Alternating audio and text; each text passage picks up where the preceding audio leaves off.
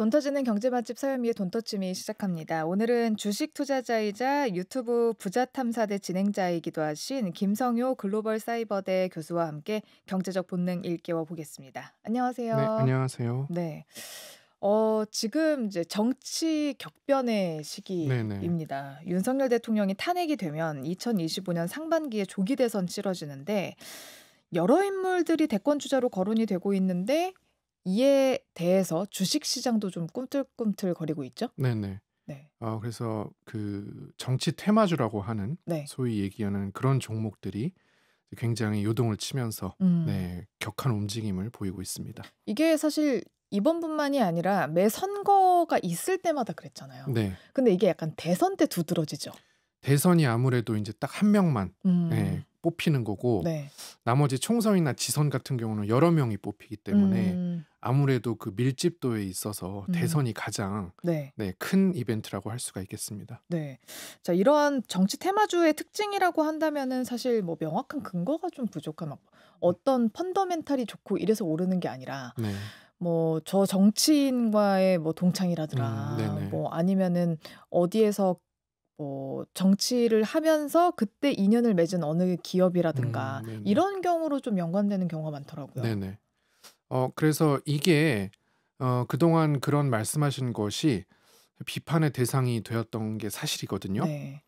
근데 사실 이번 계엄 사태 때 이렇게 학연과 음. 이런 것들이 전혀 무관한 게 아니다. 충암고. 예, 라는 게 네. 드러났잖아요. 그래서 이제 네. 김용현 전 장관이나 여인영 전 사령관 이런 분들이 전부 다 이제 충암고 음. 선후배로 묶여 있으면서 이런 계엄을 모의했다는 게 드러나면서 실제로 이런 학연이 그 영향을 미치는구나. 정책에 음. 이런 게 드러났고요. 근데 뭐 이런 거는 사실 굉장히 많이 있습니다. 음. 그래서 특히 이제 선거 운동을 할 때 네. 그래서 박근혜 전 대통령의 경우에도 서강 포럼이라고 하는 서강대 나오셨잖아요. 네, 예. 서강대 이제 동문회 예. 조직 중에 하나가 이제 불법 선거 운동을 하다가 집행유예도 받고 음. 그래서 그런 게 굉장히 비일비재하고 또 지방에 내려가면은 종친회 조직 또 이런 게 아. 굉장히 강력하거든요. 네. 그래서 종친회 조직이 또 그 후보를 밀어주기 위해서 음. 굉장히 선거 때 열심히 활동을 하고 네. 다 풀뿌리 조직입니다. 예, 아. 그래서 그 학교 관련은 그 지역에 국한이 되어 있다면 음. 종친회나 이런 것들은 네, 전국에 뿌리를 음. 두고 음. 있으면서 활약을 하는 이제 그런 조직들이기 때문에 네. 이게 인제 그 비판의 대상이 뭐 될 수는 있겠습니다마는 네. '아예 관련이 없을 수는 음. 없다.' 네, 라고 생각을 하고 있습니다. 네. 그럼 저는 이게 우리나라만 집중된 건가 비교를 좀 해 보려면 얼마 전에 대선을 치른 미국과 좀 비교해 볼 수 있을 것 같은데 네네. 미국은 어때요? 우리나라랑 비슷한가요? 미국 같은 경우는 테슬라가 가장 대표적입니다. 아. 그래서 어떤 기업의 CEO나 네. 이런 사람들이 이제 대통령 후보와 음. 친분을 맺고 이제 미국 같은 경우에는 후원금도 투명하게 다 홈페이지에 공개가 돼 있잖아요. 네. 그래서 후원금도 내고 공개적으로 또 "누구를 난 지지한다."라고 음. 밝히고 미국은 또 언론들도 다 공개적으로 누굴 음. 지지하는 게 정해져 있잖아요. 예. 네. 그래서 그렇게 해서 네, 당선이 되면은 인제 그 후원금을 많이 냈다든가 아니면 일론 음음. 머스크와 같이 음음. 굉장히 이제 많은 도움을 준 기업들의 주가가 많이 올라갑니다. 음. 일단 뭐 머스크만 하더라도 네. 사실 머스크가 바라는 정책들을 사실 뭐 입안해 가지고 그 트럼프가 진행한다라는 그런 사람들의 믿음이 좀 있잖아요. 네네네. 근데 우리나라에서는 이렇게 하면 불법이잖아요. 네네. 그럼에도 불구하고 정치 테마주들이 뜬단 말이에요. 네네. 이거 되는 거예요? 괜찮은 거예요? 그러니까 이게 충암고 사태를 보더라도 예를 들어 네. 어떤 종목의 그 CEO가 음. 충암고 출신이다. 음. 그러면은 이제 기대감이 있을 수 있는 거죠. 충암고 출신이니까 음. 아무래도 뭔가 '혜택을 받을 수 있지 않을까?' 이렇게 되는데 사실 뭐 그게 암암리에 음. 전부 이루어지고 있습니다. 한국도 뭐 학연이나 음. 지연 이런 것들을 통해서 그런 것들이 전부 다 이루어지고 있기 때문에 음음음. 사실상 혜택을 받는 경우도 많거든요. 네. 근데 이제 모든 정치 테마주가 다 혜택을 받는 건 물론 아니지만 음. 일부는 분명히 받습니다. 그렇기 음. 때문에 그걸 좀 잘 가리는 게 필요할 것 같습니다. 네. 그럼 이런 정치 테마주의 특징은 뭐라고 보세요? 일단 선거 때만 굉장히 단기적으로 음. 강한 시세를 주고 선거 이후에는 완전히 이제 제자리로 돌아간다는 게 큰 특징이에요. 음. 그래서 대선은 이제 5년에 한 번 있으니까 5년에 한 번씩 굉장히 이제 짧은 기간 동안 확 타올랐다가 음. 인제 선거 결과가 나오면은 인제 사그라드는 그런 음. 게 특징입니다. 네. 네. 그리고 약간 다들 코스닥에 몰려 있다는 특징도 있지 않습니까? 네, 아무래도 인제 누가 뭐 어디 출신이다 이런 거를 이제 퍼뜨리고 시세를 움직이기에는 코스닥 종목들이 음. 아무래도 좀 수월한 경우가 많기 때문에 가볍고. 시총도 작고요. 예. 그런 경우가 좀 많아서 코스닥이 압도적으로 많습니다. 예. 네. 그러면 저는 그 기간도 되게 궁금해요. 선거철이라는 건 네. 언제부터 언제까지일까? 통상적으로는 예. 대선이 예를 들어서 뭐 26년 5월이라고 음. 가정을 하면요. 네. 보통 이제 2025년 정도부터 선거 한 2개월 전까지, 네. 그러니까 한 1년 전부터 2개월 전까지 음. 그 한 10개월 기간 동안에 인제 여러 후보들이 막 뜨고 지잖아요. 네. 누가 물망에 올랐다가 또 불출마도 하고 경선했다가 떨어지고 막 이걸 막 음. 하면서 네. 계속 자라나는데 네. 지금 같은 경우는 너무 갑작스럽게 네. 탄핵이 진행이 됐기 때문에 8년 음. 전과 비슷한 양상으로 음. 갑작스럽게 이렇게 급등하는 그런 흐름을 보이고 있습니다. 네. 그러면 그 기업들도 네. 테마주로 찍힌 그 기업들은 네. 어차피 자기랑 같이 엮여 있는 정치인들이 잘 되면 네네. 좋은 거죠? 근데 오히려 또 안 좋을 수도 있어요. 왜요? 흔히들 우리가 인제 좋겠다라고 생각을 하고 그 기대감에 주가가 오르지만 막상 되면은 음. 오히려 인제 더 이제 후보의 테마주로 낙인이 찍혔기 때문에 음. 특혜가 있으면 네. 이제 오히려 인제 비난을 받을 수도 있는, 어. 그러니까 아무도 모르는 거면은 네. 차라리 이제 혜택을 몰래 받을 수 받을 수 있는데. 있는데 너무 또 노골적으로 드러난 경우는 음. 예를 들어서 뭐 안철수 의원이 예를 들어서 이제 대선에 나가서 음. 된다고 하면 네. 안랩이 네. 그 최대 주주시잖아요. 네. 그럼 안랩이 혜택을 과연 받을 수 있겠느냐? 어. 엄청 받을 수 있다고 생각은 하겠죠. 네. 막상 뭐 정부 입찰이나 이런 음. 거에서 안랩이 계속해서 막 수주를 하면 네. 감사 또 들어가겠죠. 그렇죠. 또 비난의 여론이 있을 수 있기 때문에 예. 오히려 좀 눈치가 보일 수 있다라고 생각합니다. 그리고 또 막상 정치 테마주로 찍혀 가지고 막 오르다가 막상 그 사람이 안 되고 상대편이 되면 네네. 또 불이익을 감수해야 된다라고 생각할 수도 있을 것 네네, 같아요. 맞습니다. 그러면 우리 흐름을 좀 짚어볼게요. 일단 비상계엄 이후에 가장 먼저 부상했던 건 아무래도 이재명 더불어민주당 대표와 관련된 주식들 아니었나 싶어요. 네네. 아무래도 이제 갑자기 이런 사태가 벌어지니까 이재명 대표가 가장 이제 먼저 떠오르잖아요. 예. 왜냐하면 지지율도 제일 높고 여러 가지 면에서 이렇게 제일 지금 앞서고 있기 음. 때문에 굉장히 이제 당내 기반도 확실히 지금 잡혀 있고 네. 하니까 사람들이 딱 처음에 떠올릴 때 그쪽으로 이제 몰려갈 수밖에 없었던 겁니다. 예. 네. 어떤 것들이 수혜를 좀 받나요? 이재명 대표 같은 경우는 이제 뭐 과거 성남시장도 했었고 네. 경기도지사도 했었고 네. 지금 이제 당 대표를 하고 계시는데 네. 이제 그동안 이제 지내오셨던 곳에서 펼쳤던 그런 정책이라든지 이런 것과 관련된 것들이 있는데 대표적으로 코나 아이 같은 네. 이런 지역 화폐 발행 기업들이 있습니다. 네, 그래서 네. 이재명 대표가 이제 성남시장 시절 또 경기도지사 시절에 굉장히 이제 아직도 역점 사업으로 추진했던 게 지역 화폐잖아요. 네. 지역 화폐를 많이 발행하면 그 지역의 상권이 살아난다. 해가지고 현금을 주지 않고 네. 지역 화폐로 줘야 그 지역의 뭐 시장이나 만경점이나 문방구나 이런 것들이 이제 막 소비가 살아난다. 이제 이런 논리로 강하게 추진하셨었는데. 근데 이 지역 화폐 활성화 관련한 코나이는 뭘 하는 기업인데요? 코나아이는 이제 지역 화폐를 발행하는 기업이죠. 지역 화폐가 이제 카드 형태로 돼 있어가지고 네. 거기에 이제 뭐 충전해서 쓰고 이렇게 그 각 지자체마다 그 브랜드가 있잖아요. 네.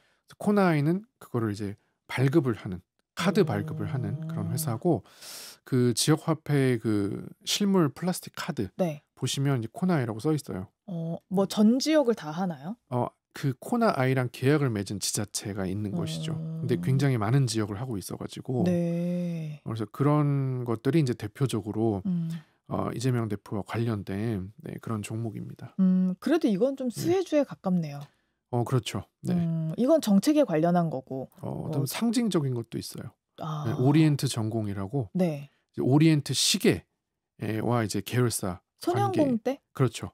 이재명 대표가 이제 지난 대선 때 네. 윤석열 대통령하고 맞붙었던 22년 대선 때 오리엔트 시계 앞에서 그 출마 선언을 하고 출정식을 했거든요. 네네. 본인이 거기서 소년공 시절에 음. 일을 했다. 거기서 이제 막 팔도 다치고 네. 그랬는데 그러니까 오리엔트 전공이 이제 오리엔트 시계의 관계사입니다. 네.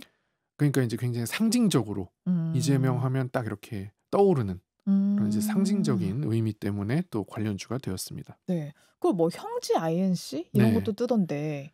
이제 형지 INC는 이제 형지 패션 그룹에 네. 있는데 이제 형지 엘리트가 또 관련주인데요. 이제 성남시장 시절 또 경기도 지사 시절에 이제 네. 무상교복. 엘리트. 그렇죠. 그래서 엘리트 교복 만드는 이제 형지 엘리트가 네. 이제 있고요. 그다음 형지 엘리트도 많이 올랐고요. 네. 그 형지 그룹에 있는 그 계열사들이 그냥 다 오른 거죠. 덩달아서. 그러면 INC만 오른 건 아니군요. 네.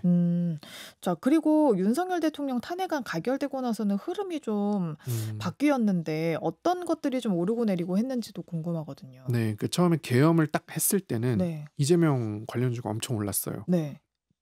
근데 탄핵안이 이제 통과가 되고 나니까 이재명 테마주들은 많이 내려가기 시작을 했습니다. 왜냐하면 이제 탄핵안 통과 전까지는 이제 불확실성도 막 있고 사람들이 막 이재명에게 막 달려가고 이런 이제 일방적인 분위기였는데 막상 한번 이제 실패를 또 했었죠. 네. 네, 그래서 2번 표결을 해가지고 네. 겨우 이제 헌법재판소로 넘어갔는데 그렇게 되니까 이제 어떤 인식이 생기기 시작했냐면 이제부터는 이제 이재명 대표가 하락세만 남았다. 정점을 이제 찍었다는 것이죠. 그러면 이제 아무래도 국민의힘 쪽이 네. 지금 굉장히 정돈이 전혀 안 되고 있잖아요. 그래서 그쪽은 뭐 이재명 대표처럼 확실하게 뭐 당권을 쥐고 있는 사람도 없고 굉장히 막 난립하고 있기 때문에 네. 그쪽으로 관심이 좀 옮겨가기 시작을 했어요. 그래서 민주당 쪽은 뭐 누가 보나 이재명 대표가 확실하니까 네. 뭐 그게 무한정 오를 수는 없잖아요. 그러니까 이제 좀 차익 실현을 하고 그 돈들이 이제 국민의힘의 그런 소위 말하는 잠룡이라고 하나요? 네.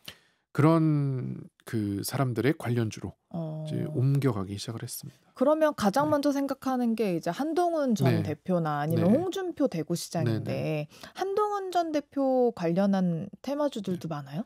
네, 한동훈 전 대표 관련해서는 뭐 오파스넷이라든지 네.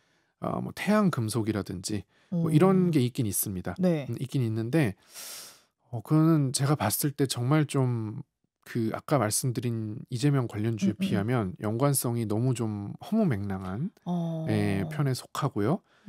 오히려 저는 연관성이라고 하면 네. 혹시 그 사진 기억나세요? 한동훈 전 대표랑 네. 이정재랑 네. 네, 네네네. 고등학교 동창. 현대고 동창이어서 고깃집 앞에서 네. 사진 찍어가지고 네. 고기 먹고 고등학교 친구다 해서 올렸던 그 사진이 있는데 이정재 회사? 그렇죠. 그렇다면 차라리 아티스트 유나이티드나 아티스트 스튜디오 같은 이정재가 이제 이정재가 이제 최대 주주로 있는 네. 이제 그런 회사들은 차라리 관련주라고 하면 이해를 하겠는데 네. 오파스넷이나 태양금속 같은 그런 것들은 사실 조금 관련성이 많이 없습니다. 네. 좀 억지로 끼워 맞춘 느낌이 없잖아 억지로 있다. 끼워 맞춘 느낌이 있고요.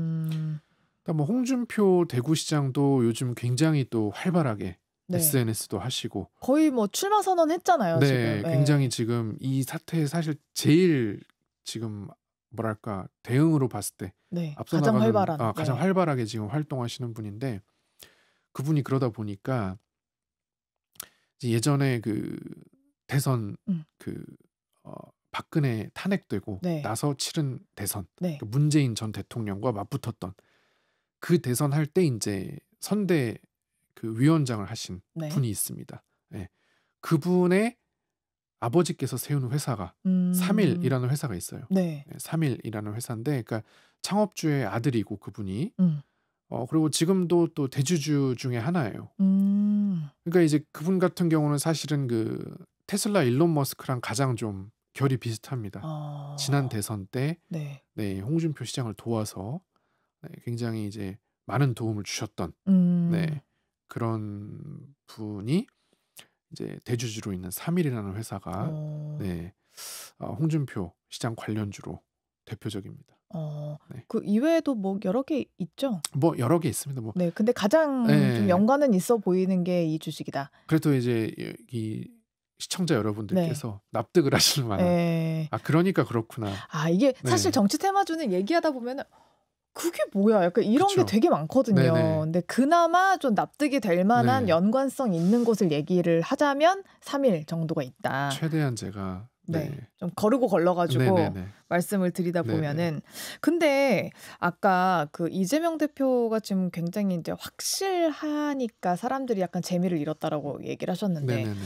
확실하긴 하지만 가장 큰 불확실성을 가지고 있기도 합니다. 네. 네. 지금 사법 리스크가 놓여 있기 때문인데 네. 대선이 이제 내년에 언제 치러지느냐에 따라서 이 네. 고등법원에서 어떤 판결이 나오느냐에 따라서 또 이 네. 가도가 달라질 수도 있는데 네네. 혹시 이거에 대한 불확실성에 의한 움직임들도 보이나요? 그러니까 이제 아까 말씀드렸듯이 탄핵안 가결 이후에 내리고 있는데 저는 인제 그거를 이제 뭐 이제 "확실하니까 재미를 잃었다."라고 표현을 했는데 네.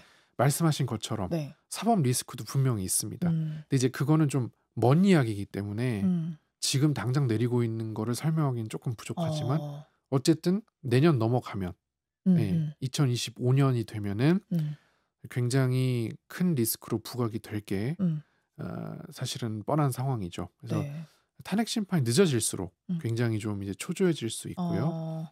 그래서 반대급부로 뜨는 것이 네. 김동연 경기도지사입니다. 네, 그래서 김동연 경기도지사는 물론 이재명 대표의 사법 리스크가 없다면 네. 뭐 가능성이 없겠지만 네. 혹시라도 만에 하나 민주당의 플랜 B가 될 수도 있기 그렇죠. 때문에. 네, 그래서 이제 김동연 경기도지사와 네. 관련된 또 조목들도 있거든요. 그래서 이제 그런 게 또 대안으로 여겨지고 있습니다. 네.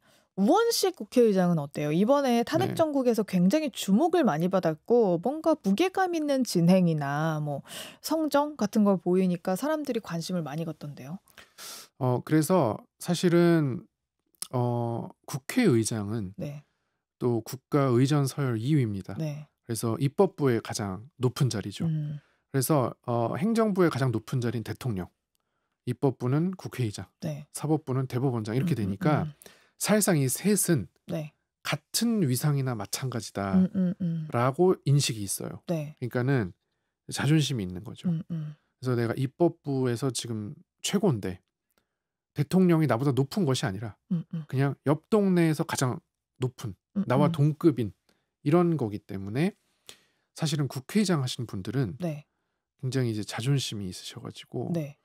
대선 안 나가십니다. 아니 근데 정세균 의장은 엄청 나가고 싶어 했어요. 지금도 나가고 싶어 할 수도 있는데. 근데 정세균 의장 같은 경우는 이제 박근혜 탄핵 당시에 네. 국회의장이셨었는데 사실 그 전에 노무현 대통령 경선 때 이제 막 경선도 하시고 그러시다가 국회의장이 되시니까 이제 박근혜 탄핵이 되고 거기서 이제 국회의장을 하셨는데 나가고 싶으셨을지는 모르겠으나 그게 이제 발목을 잡는 거예요.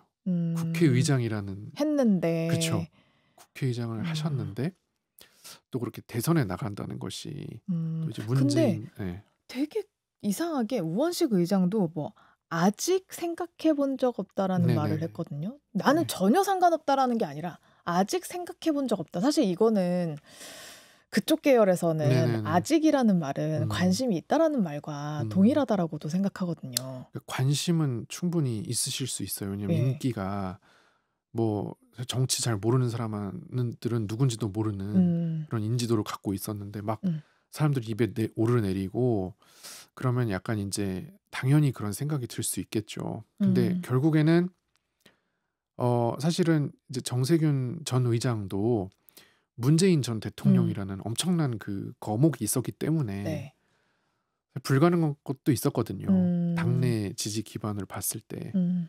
마찬가지로 지금도 이재명 음. 대표가 워낙에 당권을 강세니까. 확실하게 잡고 있기 예. 때문에 이제 고민만 해 보다가 말 음. 확률이 높다고 저는 생각합니다. 예.